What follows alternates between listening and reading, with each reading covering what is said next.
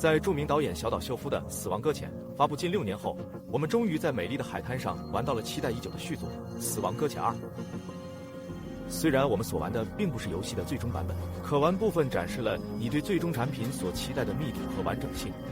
基本元素如移动、对话和表现形式高度整合，意图进一步扩展第一部游戏所传达的丰富体验。意外之处贯穿始终。2019年的《死亡搁浅》通过深刻隐喻的方式描绘了宇宙学甚至人类学的复杂性，超越了普通视频游戏的框架。这是一款通过新颖的游戏机制挑战人际关系观念的游戏，根本上重新审视了移动这一行为。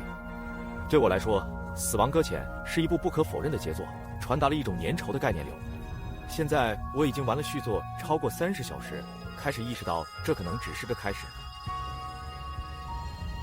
《死亡搁浅2》可以被视为将第一部游戏的前提提升到一个新高度的尝试。在带领玩家穿越美利坚合众国的边界时，其对连接的象征性描绘显得更加动态，但又不如前作那样确定。这位传奇送货员山姆·波特·布里奇斯的新旅程将带来什么问题，又将如何回答？在第一部游戏中，山姆重建了人与人之间的联系，同时揭示了导致城市间断裂的神秘现象——死亡搁浅的真相。通过山姆送货的旅程，玩家体验到了一种视频游戏前所未有的移动方式，而故事逐渐展开了对生命、死亡和宇宙观的看法。《死亡搁浅2》的背景从重建的 UCA 转移到墨西哥边境地区，细致描绘墨西哥荒凉土地的超写实图形令人印象深刻。从干燥表面的纹理到微微波动的沙尘和远处的岩山，游戏的视觉效果立刻吸引了我。角色的超写实建模和细腻的面部表情也比第一款游戏有了很大改善，艺术风格超越了单纯的现实主义，为游戏的超现实主义世界观和故事奠定了强大的基础。在墨西哥的部分基本上充当了教程，不仅在游戏玩法上，也在故事和设置上。虽然第一款游戏在早期让玩家感到不知所措，但《死亡搁浅2》意识到即使没有前期知识也能让人轻松上手。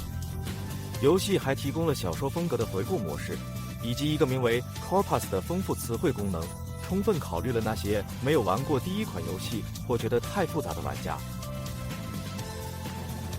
我觉得宫崎英高的游戏设计通常分为3层，例如合金装备系列的玩法包括潜入、危险和隐蔽，而移动方式则可分为行走、蹲伏和匍匐。同样的理念也体现在《死亡搁浅》中，你的 Aldrex 扫描设备以3种不同颜色可视化地形危险等级。《死亡搁浅2》遵循相同的规则，就像在原版《死亡搁浅》中，玩家再次需要在不稳定的自然地形上管理货物重量和平衡。在陡峭的斜坡上，必须确保脚步稳固，同时控制好身体重心，以避免被急流冲倒。在整个过程中都有货物损坏的风险，这使得穿越世界本身成为一项紧张的任务。绳索和梯子等建筑物可以用来更方便地穿越世界。这些基础设施超越了单个玩家的体验，其他玩家安装的结构通过社交链系统在世界中共享。当你使用别人留下的梯子和桥梁时，单独的交付活动逐渐转变为更加紧密和社交的互动体验。除了高速公路，《死亡搁浅2》还允许玩家建造单轨铁路，使得穿越游戏世界变得更加顺畅。高速公路和单轨铁路需要大量材料，迫使玩家利用游戏中的矿山来收集这些材料，因此建立贸易路线在游戏中的重要性比第一部更为突出。虽然穿越世界本身变得更加方便，但环境的挑战性也随之增加。由于降雨，河流的宽度可能会加倍，自然灾害如地震和沙尘暴也可能发生。作为一项新功能，昼夜变化实时进行，这给山姆带来了额外的挑战。这些自然元素以各种方式干扰玩家的行动，例如由于洪水和地震导致的脚下塌陷，或在沙尘暴和夜幕降临时能见度降低。续集还提供了更多的自定义空间，搬运工等级以更直接的方式指示山姆当前的熟练程度，而技能点可以用来增强属性和获得新能力。你可以专注于交付、移动或战斗技能。这表明小岛秀夫再次利用了3层游戏机制，玩家可以以不同方式应对游戏的任务和障碍。虽然交付、移动和战斗技能都可以自定义，但战斗在《死亡搁浅2》中扮演了更重要的角色。在第1部中，战斗是有限的，仅仅作为确保补给或穿越基地的一种方式。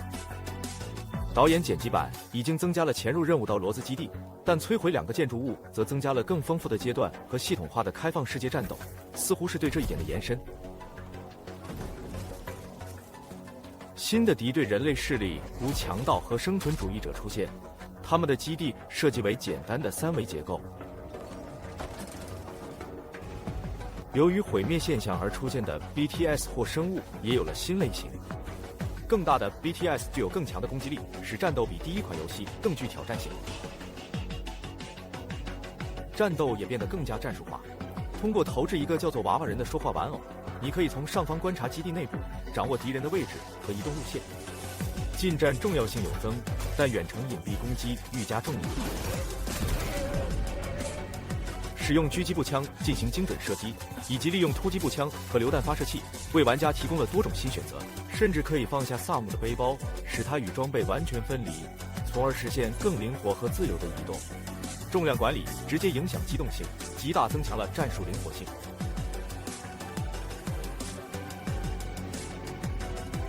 与第1款游戏相比，选择直接战斗、隐蔽行动或完全避免战斗的自由度增加了。你甚至可以退还使用的技能点，欢迎尝试和错误，以找到最适合你的游戏风格。正如预告片中部分揭示的那样，在一系列戏剧性事件后，萨姆将与由脆弱公司建立的吊桥合作。随着背景从墨西哥转移到澳大利亚，一段新的旅程开始了。一个名为 DHV Magellan 的移动基地，以环游世界的探险家费尔南多·麦哲伦命名，作为玩家的中心。正如 DHV Magellan 这个名字所暗示的，故事进入了类似于殖民统治的主题。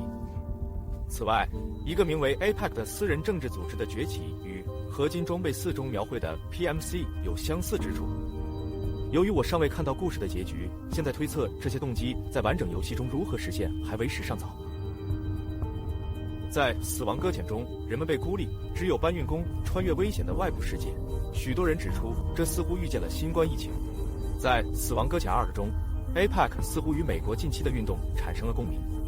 在与现实如此相似的交汇点下，我不禁觉得，在当代关于如何在《死亡搁浅2》这款游戏中重新定义人与人之间的连接是非常值得关注的。特别值得注意的是演员卢卡·马伦内利的出现，他饰演一个神秘的人物。马伦内利的演技和他所出场场景的呈现给人留下了深刻的印象。这个人是谁，以及他为何阻碍山姆的原因，无疑会让玩家们猜测。